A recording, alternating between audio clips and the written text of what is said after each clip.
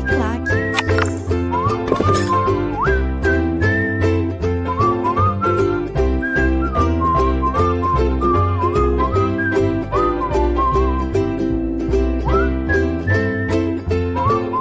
Olá pessoal, sejam todos muito bem-vindos para mais uma aula.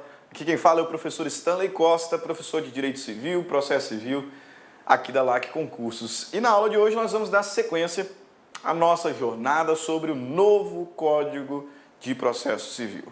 Agora falando sobre comunicação dos atos processuais. Nós encerramos no último encontro um módulo de 6 blocos, de 7 blocos, melhor dizendo, sobre atos processuais, em que falamos sobre conceito, natureza jurídica, forma, princípios fundamentais, espaço e tempo. E dedicamos aí 3 aulas falando apenas sobre prazos processuais, as novidades, a forma de contagem, prazos próprios e impróprios, prazos do juiz, do serventuário e preclusão. E agora nós fechamos aquele módulo, mas continuamos a falar sobre atos processuais. Dessa vez, sobre a comunicação dos atos processuais. Nós vamos também ter aqui alguns blocos, porque são diferentes as formas de comunicação. Agora nós vamos apresentar aí alguns conceitos, algumas espécies, falaremos sobre citação no próximo bloco, espécies de citação, intimação, cartas, e aí então concluímos o tema ato processual, trabalhando as regras sobre nulidade dos atos processuais. Mas por hora, comunicação. Primeira parte do estudo sobre comunicação dos atos processuais, que vai do artigo 236 ao artigo 275. Veja bem, nós vimos que as partes possuem a prerrogativa de praticar diferentes atos processuais, alguns sujeitos a prazo.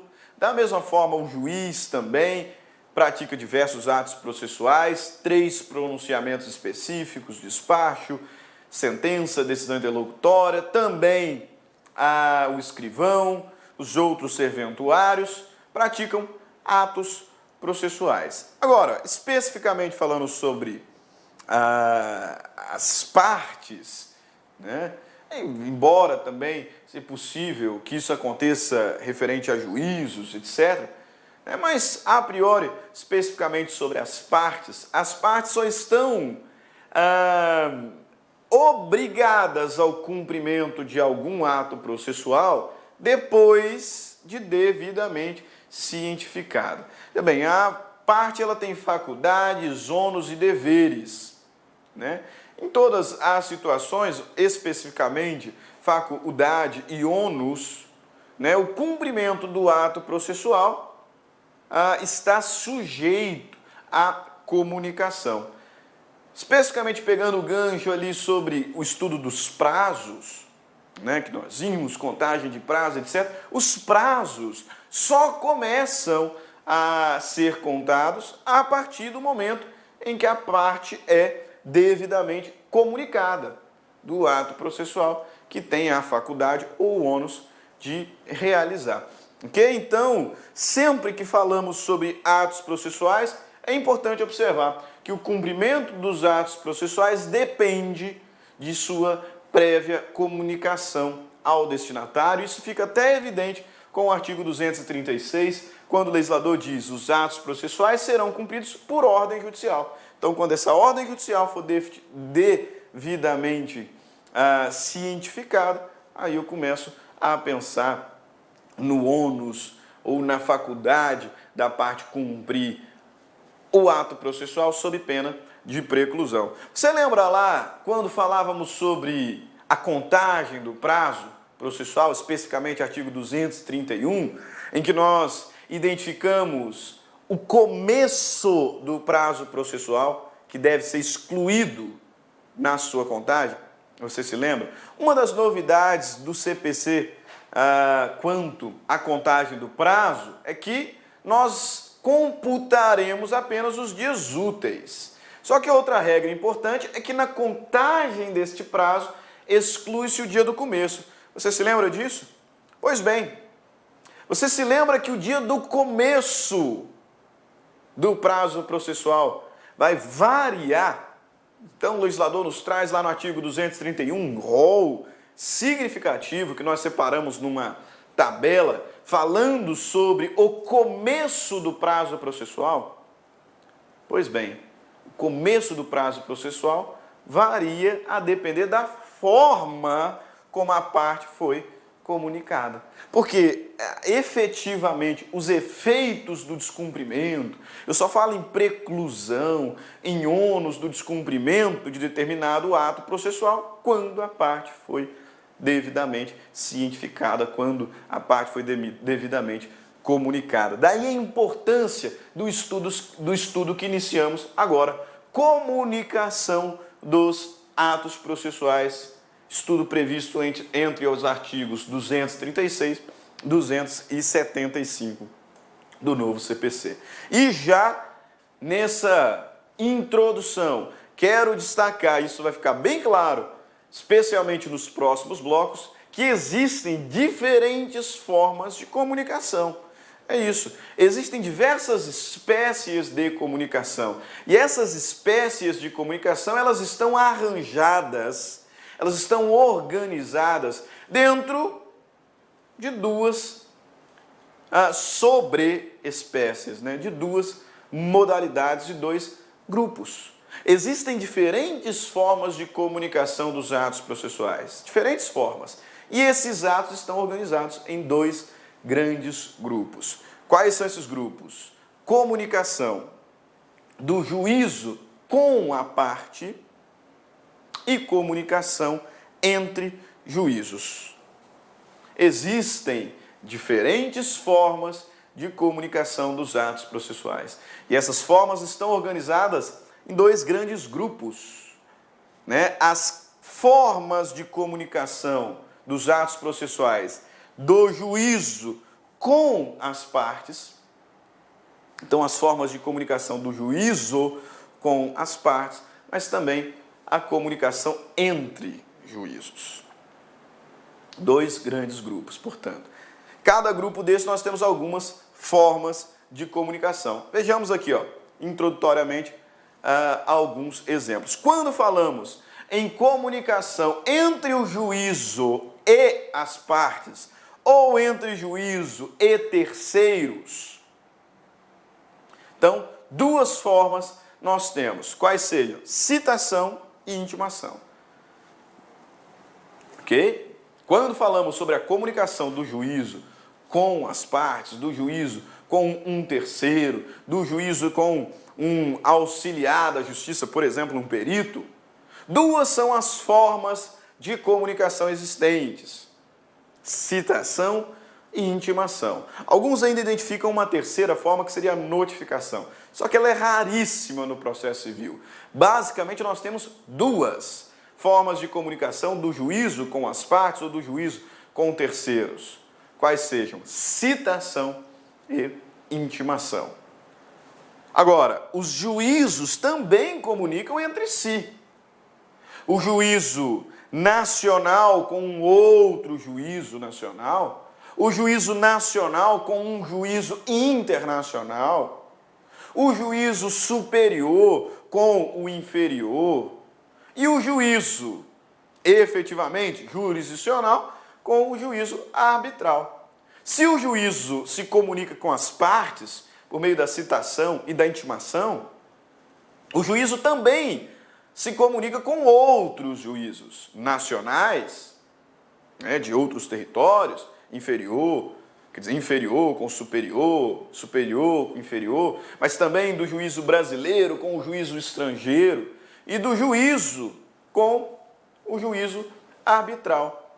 E essa comunicação acontece por alguns meios de comunicação chamados de cartas. Cartas. Exatamente. A comunicação do juízo com as partes, do juízo com o terceiro, se dá por meio da citação ou intimação. Agora, entre juízos, nacionais, superior, inferior, nacional, internacional, jurisdicional e arbitral, a comunicação ela acontece por via das cartas. Como assim cartas, professores? Isso mesmo, carta. Carta rogatória, carta precatória, carta de ordem, carta arbitral. Nós vamos falar sobre cada uma delas. Carta rogatória, o meio de comunicação do juízo nacional com o estrangeiro ou do estrangeiro com o nacional. Trata-se de uma forma de cooperação internacional. Isso a gente estuda quando trabalhamos o tema da competência. Exatamente, competência. Logo depois de falar sobre conceito de competência, etc., a gente começa a falar sobre limites da jurisdição nacional, competência internacional, concorrente, exclusiva, e então entramos no tema da cooperação internacional. Eu tenho diferentes formas de cooperação internacional: auxílio direto, homologação de sentença estrangeira e a carta rogatória. Carta rogatória. Portanto, carta rogatória é uma forma de comunicação do juízo nacional com o estrangeiro ou vice-versa e se afigura como uma espécie de cooperação internacional. Cooperação internacional. A carta precatória está para os juízos nacionais, tal como a carta rogatória está entre nacional e estrangeiro. Então, se a carta rogatória é uma espécie, é uma forma de cooperação internacional, a carta precatória é uma forma de cooperação nacional. O instrumento por meio do qual os juízos nacionais comunicam. Uma das formas, um dos instrumentos por meio do qual os diferentes juízos nacionais se comunicam. Carta precatória, tá? Cooperação nacional. Cooperação nacional. Só coloca o azinho aí. Carta rogatória, carta precatória, para não confundir com o precatório. Carta precatória. Temos a carta de ordem. E aqui eu quero chamar a atenção dos senhores. Veja, carta rogatória é uma forma de comunicação relacionada à cooperação. Vou colocar de vermelho aqui em cima. Está relacionada à cooperação. No caso da carta rogatória, cooperação internacional. Internacional. A carta rogatória. E a carta precatória, uma forma de comunicação nacional. Por que eu estou chamando a atenção dos senhores para isso? Pelo seguinte, o que é essa carta de ordem? Nós vamos falar mais sobre ela, mas eu já posso adiantar para os senhores que a carta de ordem é uma exceção ao princípio da indelegabilidade. Ao tratarmos sobre jurisdição, conceito de jurisdição, poder, função, atividade, nós também estudamos as características da jurisdição, os princípios da jurisdição, e uma das características da jurisdição é a sua indelegabilidade. A jurisdição não pode ser delegada a um outro poder, executivo, poder legislativo, e um órgão jurisdicional não pode delegar a jurisdição para outro órgão jurisdicional, porque uma das características é exatamente a indelegabilidade. Essa característica é absoluta? Não, não é. Existe exceção. E a exceção da indelegabilidade é a carta de ordem. Cuidado com isso, porque eu já vi diversas vezes concurso público falando que, em regra, a jurisdição ela é indelegável, de fato, e, excepcionalmente, poderá ser delegada por via da carta precatória. Errado! Carta precatória é um instrumento de cooperação nacional, por meio do qual juízos nacionais comunicam, buscando cooperação. Carta de ordem é que é à exceção da indelegabilidade. Exceção da indelegabilidade.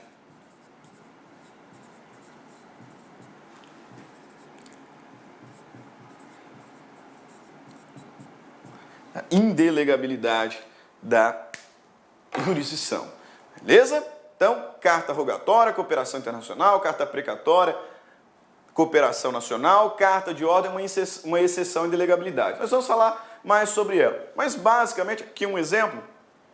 Nós temos carta de ordem quando um órgão jurisdicional superior, por exemplo, o tribunal, né, determina que um órgão inferior faça aí a oitiva de uma testemunha, por exemplo, né, ou o STJ, numa ação de sua competência, determina o cumprimento dessa decisão, né, por um órgão jurisdicional do primeiro grau. Nessa situação, nós temos carta de ordem. Carta de ordem. Então, o órgão jurisdicional superior está delegando a função jurisdicional para colher determinada prova ou para cumprir a determinada decisão ao órgão inferior. Carta de ordem, exceção à indelegabilidade da jurisdição. Diferente dessas duas aqui, que são espécies de cooperação internacional e cooperação nacional. E a última espécie de carta, a carta arbitral, né, que se dá quando? Quando o juízo arbitral quer se comunicar com o juízo jurisdicional. Né? Nós sabemos que, em regra, a solução do conflito se dá pelo exercício do poder, função jurisdicional. Só que existem outros métodos, outros mecanismos para a solução de conflitos. São os equivalentes jurisdicionais, os meios alternativos de solução de conflito. E um deles é a arbitragem. Quando as partes, por via de uma cláusula, de uma convenção arbitral, confere o poder de solucionar eventual conflito a um terceiro, nesse caso, um árbitro. Acontece que, apesar da arbitragem ser um equivalente jurisdicional,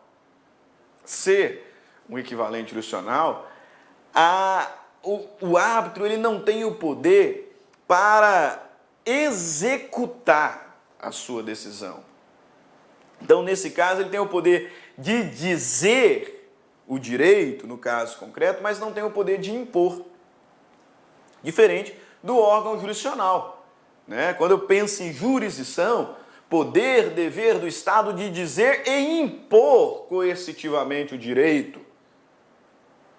Na arbitragem, não. Também é uma forma de heterocomposição, um meio alternativo de solução de conflito, um equivalente jurisdicional, só que neste caso diz-se o direito, mas não tem força coercitiva para impor.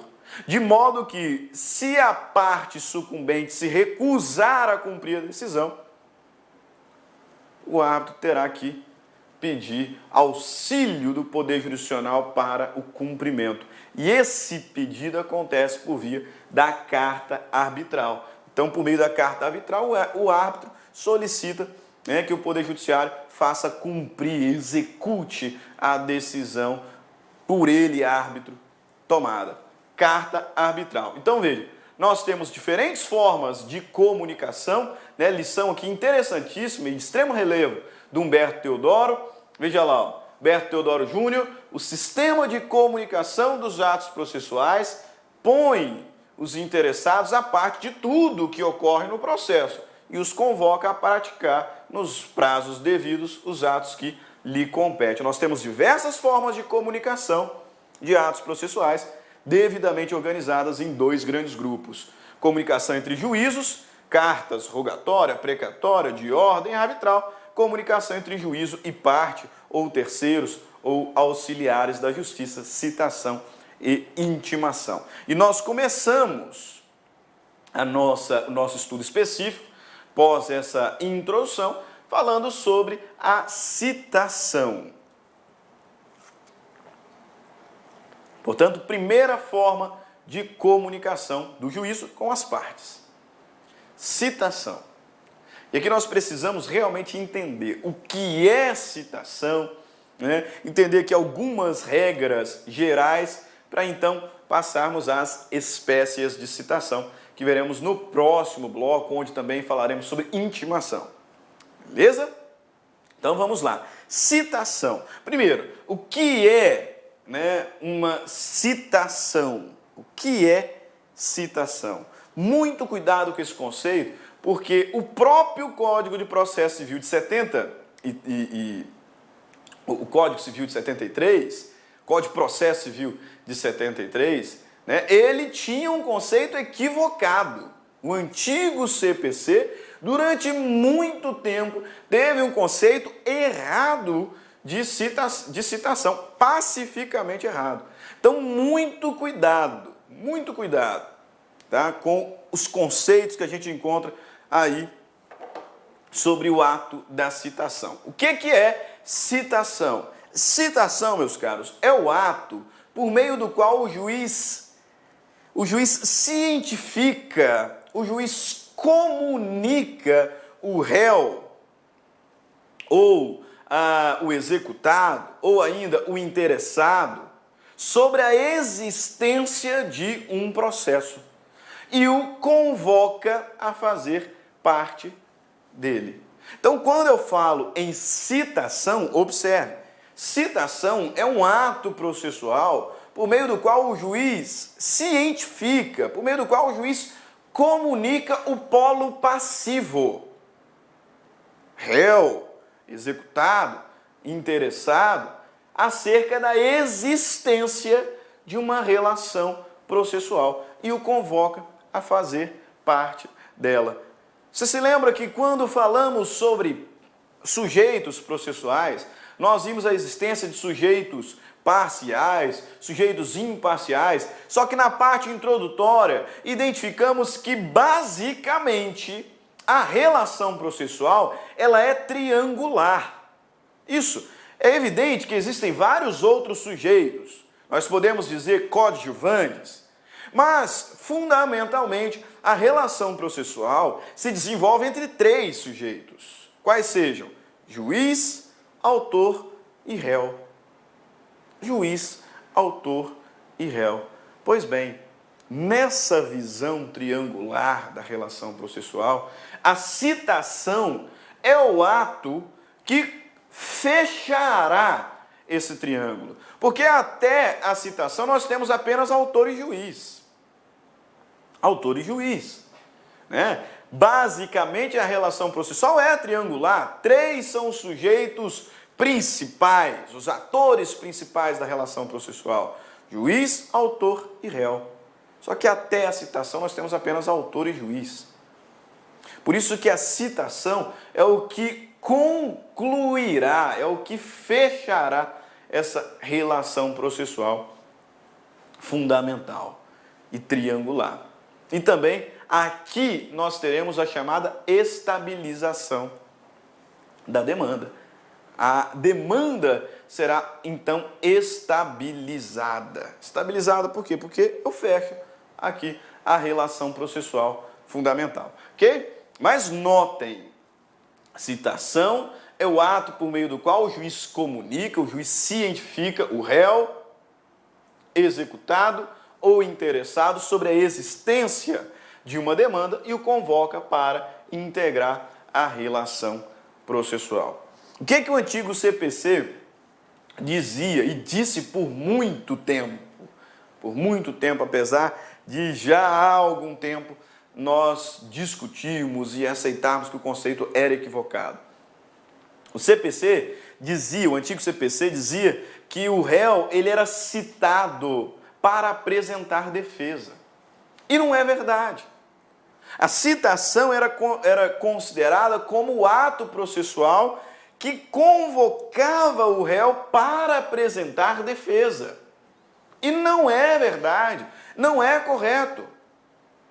A citação é o ato que dá conhecimento ao réu ou ao outro sujeito passivo, no caso execução, executado, no caso do juízo da jurisdição voluntária interessado. Veja, a citação é o ato que cientifica o polo passivo da existência de um processo e o convoca a integrá-lo. A integrá-lo. Ponto. O que acontece, e já acontecia na vigência do CPC antigo, é que, na verdade, nós tínhamos a ocorrência de dois atos concomitantemente. Quando o réu ele era citado para integrar a relação processual, mas naquele ato, notem, ele também era intimado para apresentar a defesa. Vira a sutileza da diferença, a sutileza da explicação. Citação é um ato processual que comunica o réu sobre a existência de uma demanda e o convoca a integrar o processo. Integrar o processo. Acontece que no mesmo ato, ele também é intimado. No novo CPC, intimado para a audiência de conciliação ou mediação.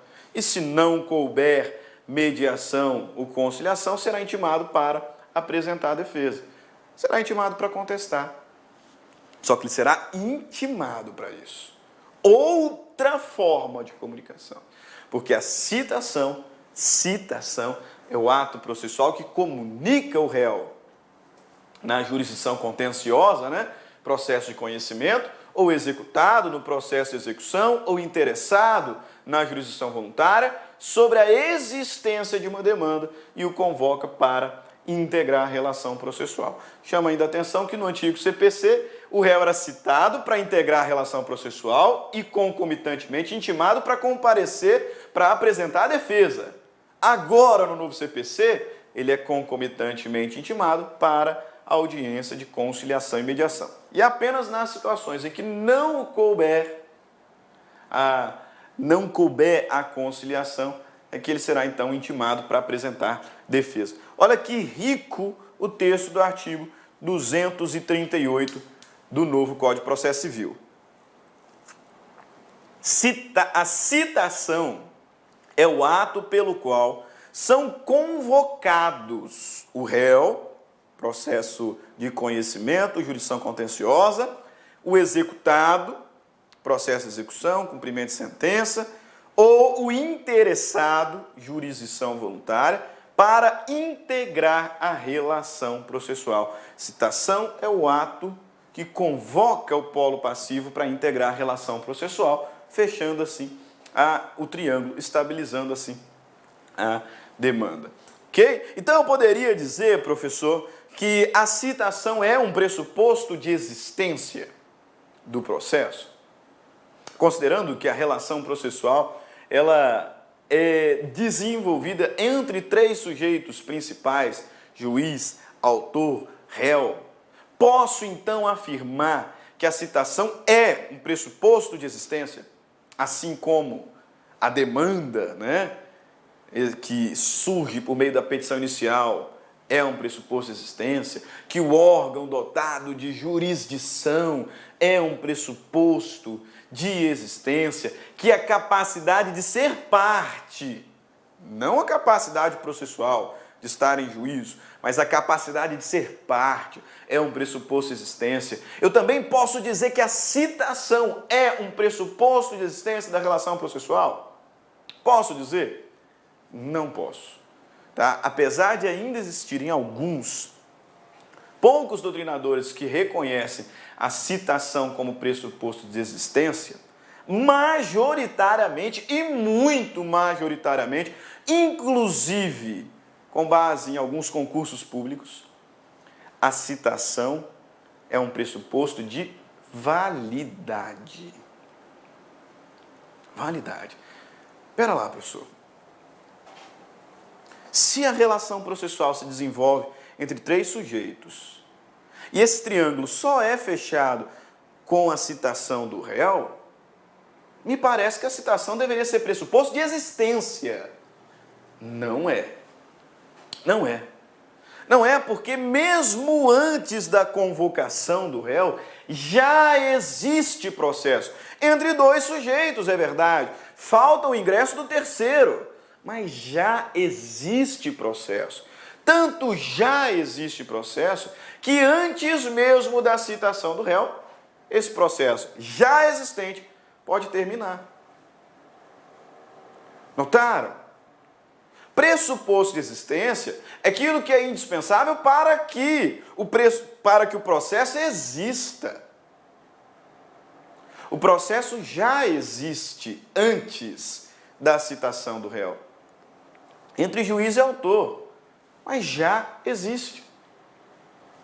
Tanto já existe que é possível até mesmo que ele se encerre antes da citação do réu. Os casos de sentença terminativa e improcedência liminar do pedido.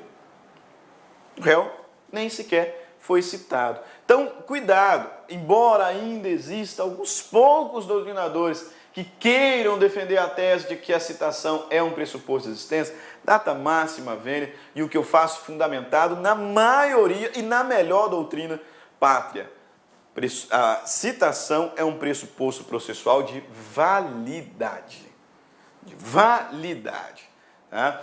Trata-se do ato processual que completa a relação triangular, só que até a citação já existe processo. Tanto é verdade que o processo pode existir antes do réu ser citado, no indeferimento da petição inicial, que uma decisão sem resolução do mérito, indeferimento da petição inicial, ou improcedência liminar do pedido, que é um julgamento de mérito. Eu posso ter uma sentença definitiva antes mesmo da citação do réu. E eu vou dizer que não existiu processo? Existiu sim. Então, citação, notem, não é um pressuposto de existência, é um pressuposto de validade. E no novo CPC, mais do que nunca, data vênia aos poucos doutrinadores que pensam de forma diversa. Mas a melhor e majoritária doutrina, jurisprudência e agora a lei, deixa claro, citação é pressuposto de validade. Pressuposto de validade. Se não, vejamos, artigo 239, para a validade do processo, não para a existência dele, para a validade do processo, é indispensável a citação do réu ou do executado, ressalvadas hipóteses de indeferimento da petição inicial ou de improcedência liminar do pedido. Veja, para a validade do processo, a citação é indispensável. Mesmo assim, é possível que sem citação eu tenha um processo existente e válido, que são exatamente as duas hipóteses em que o processo termina antes mesmo do réu ser citado. Então, notem, de uma vez por toda, citação é pressuposto de validade. Pressuposto de validade. Requisito essencial para que o processo, melhor dizendo, seja válido. Em duas situações específicas, a citação é dispensada. E eu terei sentido um processo existente e válido, sem realizar a citação. Quais sejam? Indeferimento da petição inicial, onde eu tenho uma sentença terminativa, aqui, tá? Sentença terminativa.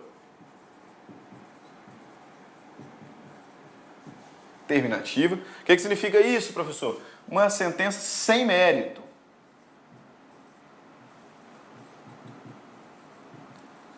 Sem mérito. Ou uma sentença de improcedência liminar do pedido, que é uma hipótese de sentença definitiva antes do réu ser citado. Sentença definitiva. Então, uma sentença com resolução do mérito. Mesmo antes do réu ser citado. Ah, mas e nessa hipótese, professor? Teve uma sentença definitiva. Sentença definitiva faz coisa julgada material. O réu não será informado, não? Ele será informado. Ele não vai ser citado, porque não tem mais processo. Ele vai integrar o quê? Então, olha o que o artigo 241, riquíssimo em técnica, nos informa. Transitada em julgada a sentença de mérito proferida em favor do réu antes da citação, é disso que eu estou falando, professor. Improcedência, liminar do pedido. Sentença definitiva, sentença do mérito. Faz coisa julgada material. Só que uma sentença proferida antes da citação. Antes mesmo da citação. Transitada em julgada a sentença de mérito proferida em favor do réu antes da citação, incumbe ao escrivão ou ao chefe de secretaria comunicar-lhe o resultado. Ele não fala citar, ele fala comunicar. Não vai citar porque não existe mais processo para integrar. Ok? Beleza. Já sei o que é citação, já sei duas situações em que a citação é dispensada, veja, já sei o conceito, já sei a natureza jurídica, já identificamos duas situações em que a citação, inclusive, é dispensada. Agora, importante dizer que a citação, quando realizada inadequadamente ou quando não for realizada, ela pode ser suprida pelo comparecimento espontâneo do réu. É o que o parágrafo 1º do artigo 239 nos diz. Veja lá, o comparecimento espontâneo do réu ou do executado suprir a falta ou a nulidade da citação, fluindo a partir desta data o prazo para apresentação da contestação ou embargos à execução. Sabe por que esse artigo aqui é relevante? Merece ser destacado? Porque esse artigo comprova a aplicação do princípio da instrumentalidade de formas. Princípio da instrumentalidade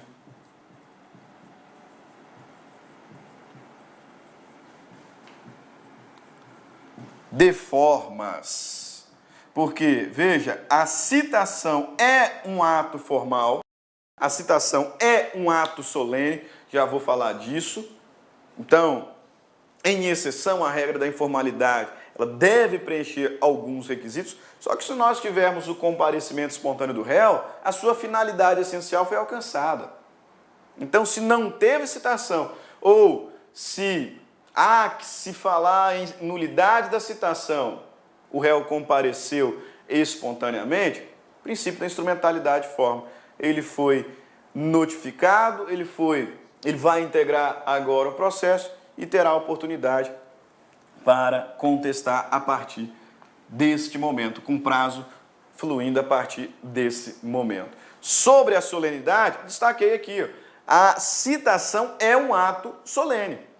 Quando falávamos sobre forma do ato processual, eu identifiquei para os senhores que o novo CPC, assim como o Código Civil, ele adota o princípio da informalidade, princípio segundo o qual o ato processual não depende de forma, exceto quando a lei assim o exigir. Então, existem algumas exceções em que a lei exige forma para a realização do ato processual. Uma dessas exceções é exatamente a citação. A citação é um ato processual solene, portanto, deve observar alguns requisitos sob pena de nulidade. E nesse contexto, vale a pena destacar artigo 239, parágrafo 2º, que tem a seguinte redação: rejeitada a alegação de nulidade, tratando-se o processo de conhecimento, o réu será revel de execução, o feito terá seguimento. Então, a citação é um ato solene, de modo que a não observância dos seus requisitos pode causar nulidade. Mas, se a alegação do réu de nulidade não colar e o prazo para a realização do ato, de uma contestação, por exemplo, já tiver sido exaurido, então, tratando-se de processo de conhecimento, o réu será considerado revel. Tratando-se de execução, o feito terá seguimento. Sobre tudo isso que falei, tudo isso, né, que destaquei, eu fiz aqui, elaborei aqui um quadrinho explicativo para darmos sequência. Veja lá, citação, conceito de citação. Citação é ato processual que cientifica o réu, o executado, o interessado sobre a existência da demanda e o convoca para integrar a relação processual. É um ato solene, que significa que depende do preenchimento das formalidades previstas em lei, sob pena de invalidade. Vale a pena lembrar que aos atos processuais aplica-se o princípio da instrumentalidade de formas, segundo o qual, se de outro modo o ato processual alcançar a sua finalidade, ele será convalidado. O comparecimento espontâneo supre a falta ou convalida eventual irregularidade na citação, e há duas situações em que a citação é desnecessária, que a citação é dispensada. Quais sejam: indeferimento da petição inicial, uma sentença terminativa, ou improcedência liminar do pedido, que é uma sentença de mérito. Beleza? Ok. Então, ficamos por aqui nesse primeiro bloco sobre comunicação dos atos processuais. No próximo bloco, nós falaremos sobre os efeitos da citação. Vamos resolver algumas questõezinhas de concurso para então passarmos ao estudo no bloco seguinte da espécies de citação e intimação. Beleza? 2 minutinhos, estaremos de volta. Grande abraço, espero te ver aqui, ó. Tem outro bloco, efeito da citação. Já, ok? Tchau, até mais. Grande abraço. Clique lá